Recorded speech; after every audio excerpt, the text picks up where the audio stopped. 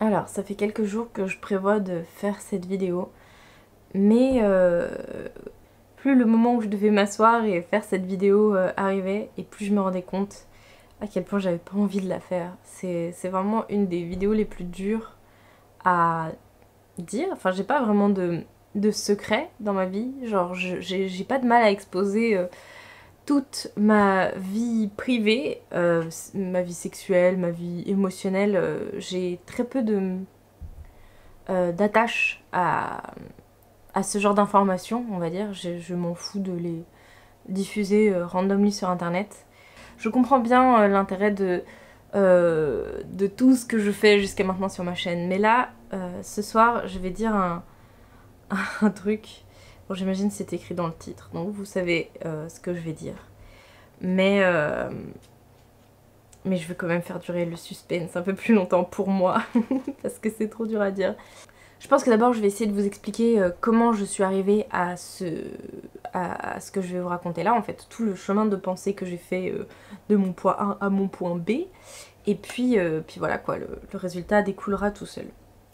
En gros, j'étais en train de regarder une vidéo, donc le fameux Maps of Meaning de Peterson, et à un moment il dit une phrase un petit peu comme, enfin assez légère comme ça, mais qui fondamentalement a tout changé pour moi. Il dit que en fait on se voit toujours comme les gentils de notre histoire. C'est-à-dire que nous on fait toujours tout avec les bonnes intentions, et sauf exception où vraiment on a voulu faire du mal intentionnellement à quelqu'un, la plupart du temps on essaye de faire en sorte que ce soit une bonne action. Et on se voit assez rarement comme les méchants de l'histoire des autres.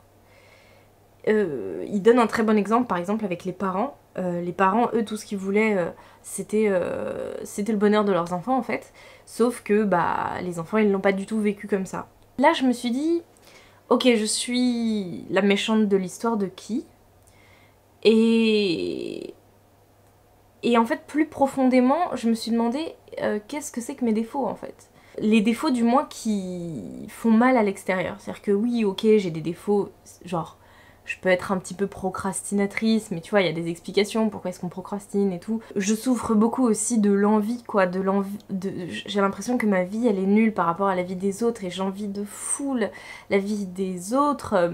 Euh, de manière extrêmement maladive, ou en tout cas c'était beaucoup plus maladif avant, mais je veux dire ça fait quand même partie encore d'un de mes shadows, même si ça s'améliore. Et je peux être de mauvaise foi, et oui j'ai un ego qui est un peu, comment dire, froissable, surtout en période de règles, ou quand je suis émotionnellement sensible, par exemple quand je suis fatiguée, quand j'ai mes règles, quand j'ai pas bien mangé, ou peu importe quoi. Genre, oui des fois il m'arrive d'être pas socialement hyper intégrée.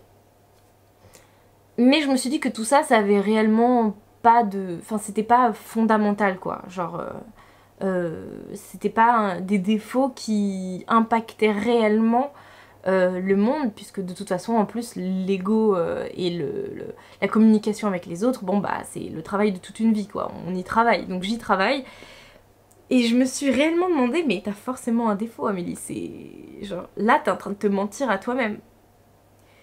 Et au moment où j'ai dit ça, je, je me suis souvenu que qu'est-ce que c'était mon pire défaut. Voilà, je suis une menteuse, et j'ai toujours été une menteuse. J'étais une très bonne comédienne quand j'étais petite. J'ai menti ouvertement, pour des choses plus ou moins graves, à énormément de personnes. Alors bon, j'ai appris avec le temps qu'il y avait des mensonges qui étaient plus graves que d'autres. Un des mensonges qui m'a été le plus utile dans la vie, je vais vous dire, c'est que j'avais une amie qui dessinait très très bien. On commençait tout juste à s'intéresser un petit peu au manga. Et elle avait déjà un passé où elle avait beaucoup dessiné, et elle dessinait très très bien. Et il y a des jours où elle revenait le matin avec des dessins qu'elle avait fait, et je trouvais ça trop stylé quoi. J'étais là, waouh. Mais moi je savais pas dessiner, ou en tout cas pas encore. Je savais que j'avais un petit peu, enfin j'étais moins nulle que 90% des gens, mais j'étais quand même nulle par rapport à elle quoi. Et voilà, l'envie, pareil, j'avais envie de savoir bien dessiner, et encore plus les mangas. Qu'est-ce que j'ai fait? Oui, parce que en vrai, je suis pas con, j'ai un problème, je trouve une solution. Et donc je me suis mise à dessiner avec du papier calque. Faut savoir que juste avant, j'avais passé 6 mois à essayer de dessiner des dessins type, je sais pas, Lovina et compagnie, je sais pas si vous voyez un peu les trucs, et c'était tout pété, mais c'était vraiment tout moche quoi, c'était des trucs, voilà, des fois je réussissais un œil, alors bon j'essayais de mettre des trucs autour, mais il y avait rien, il y avait aucune proportion et tout, enfin bref. Comme du jour au lendemain, je me suis mis à utiliser du papier calque, à retourner l'image, à faire comme un espèce de décalcomanie quoi, et ensuite j'avais des traits qui me donnaient je veux dire les bases des proportions, de où devaient être les yeux, où devaient être les ombrages, etc. Donc je veux dire, à partir du moment où t'as ça, moi j'étais pas mauvaise réellement, manuellement quoi, donc je faisais les petits détails, hop, je repassais tout bien, je gommais bien, je passais au noir et tout, et à la fin ça me faisait un dessin mais plus que chambé, quasiment, je dirais pas quasiment, mais vraiment très très semblable à l'original. Le lendemain j'arrivais avec ces dessins là et mes potes elles étaient là, waouh, truc de ouf et tout, tu dessines trop bien. Et voilà, j'ai fait ça pendant plusieurs semaines et la dose de dopamine qu'à chaque fois je ramenais un dessin le lendemain et que tout le monde me disait que je dessinais bien, waouh, mais c'était incroyable quoi. J'étais là, je m'exposais, je disais regardez comment je dessine trop bien, waouh, incroyable. Et en fait, on a commencé à me demander des dessins en heure de perm. On a commencé à me dire « Oh Amélie, tu peux me dessiner ça et tout, non, non, non, non, non. » Et ça se voit en fait quand le début, tu sais, tu peux te dire « Ok, je commence le dessin et puis demain je te le ramène, tu vois, fini ou n'importe quoi. » Mais des fois, je vous jure, je commençais des dessins et c'était de la grosse merde, ça partait en cacahuète. Et là, je trouvais toujours une excuse pour passer outre, pour dire « Ah non, en fait, il faut que je fasse mon exercice de maths et tout. » Oh, les seules fois où j'ai fait mes exercices de maths de toute ma scolarité, tiens. Mais tu vois, vous voyez ce que je veux dire genre, je me suis mise à m'enfouir dans cette espèce de mensonge. Et à un moment, je me suis dit, putain, c'est la merde. Parce que si les gens découvrent qu'en réalité, j'utilise du papier calque, et pendant tout ce temps-là, je leur ai dit que c'était moi qui dessinais bien, et que c'était parce que je m'étais entraînée pendant tout l'été, ou quelque chose comme ça, ou pendant toutes les vacances, si les gens découvrent que je mens, c'est horrible. Et j'en avais des sueurs froides la nuit avant de m'endormir. Du coup, qu'est-ce que j'ai fait? Et ben, j'ai bûché. J'ai bûché le dessin comme j'ai jamais bûché. J'ai tout fait pour être bonne en dessin et savoir faire ce que je sais faire sans le papier calque. Alors bon, il y a eu des transitions entre, des fois je prenais ma feuille et je dessinais vite fait la tête, les bras, savoir où est-ce que tout se posait parce que j'ai toujours été hyper nulle en anatomie.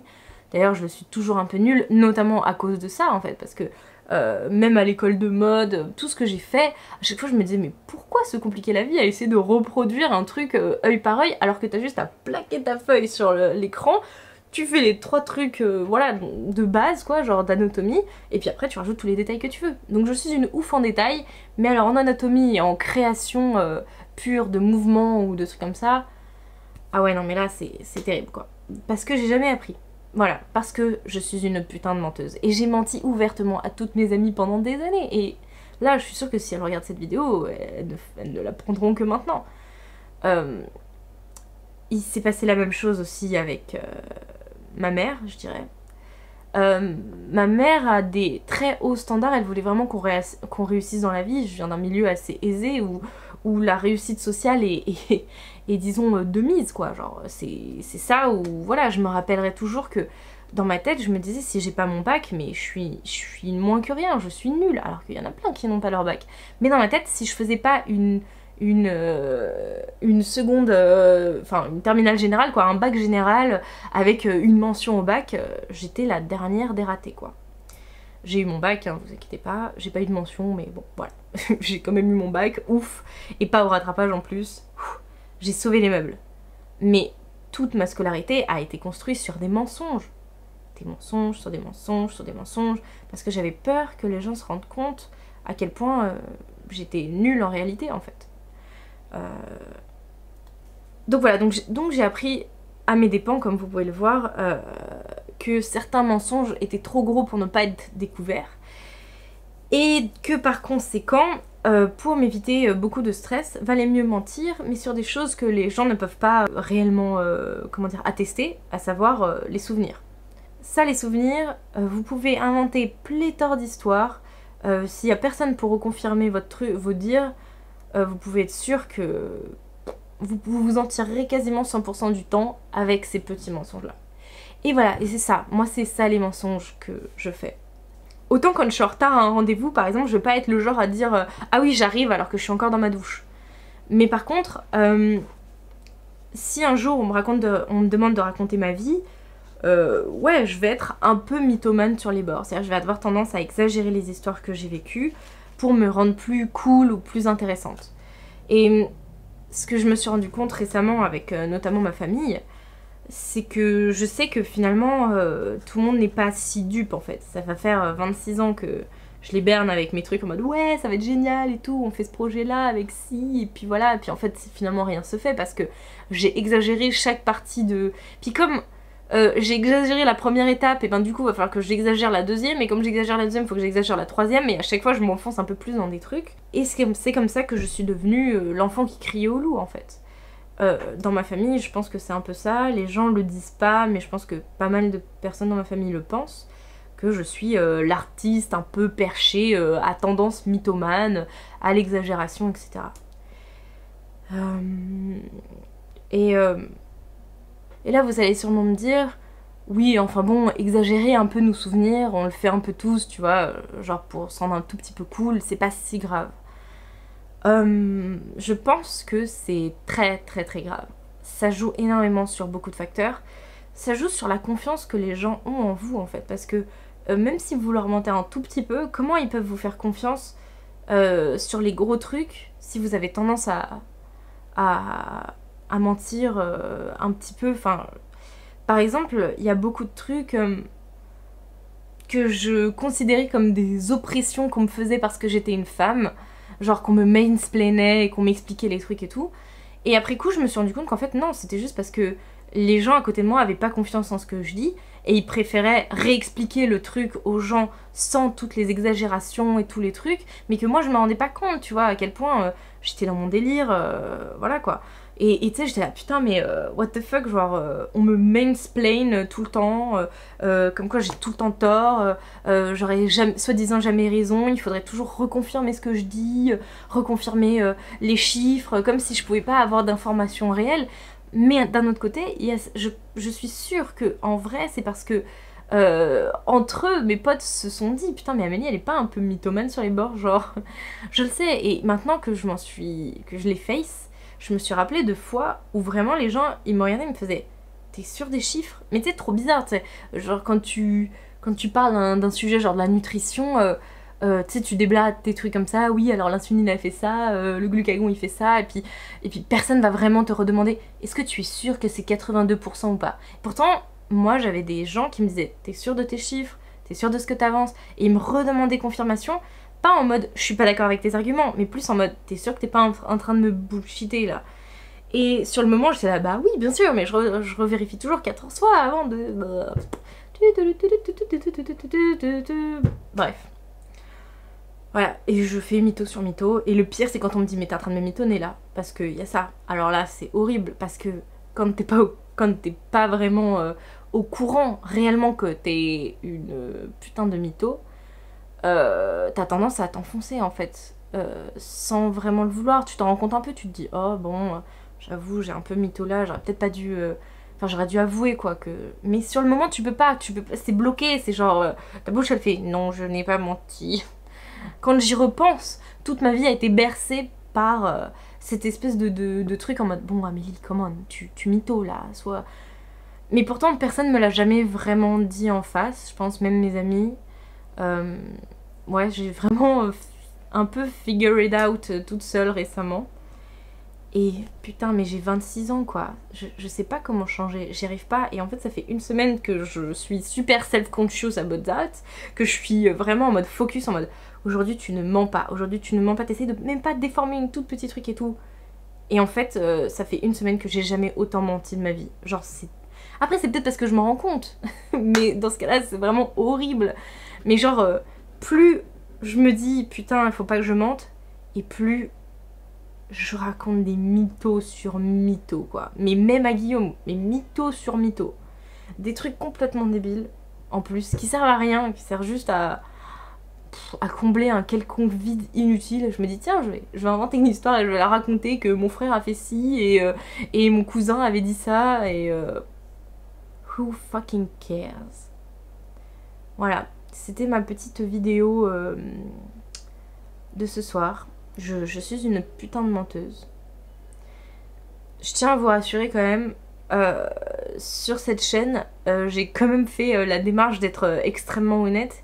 Et c'est ça qui est un peu bizarre avec cette chaîne, c'est que c'est vraiment la meilleure partie de moi qu'il y a sur cette chaîne-là. Genre, Amélie Menu, c'est les hauts, les bas, mais surtout, je crois que j'ai jamais menti sur cette chaîne. Tout ce qui est là, c'est pur, c'est vrai, c'est mon journal de bord, mon vrai à moi, et voilà. J'ai peut-être des fois omis des détails parce que voilà, des fois t'as pas envie de mettre certains détails sur internet, mais je n'ai jamais menti sur cette chaîne.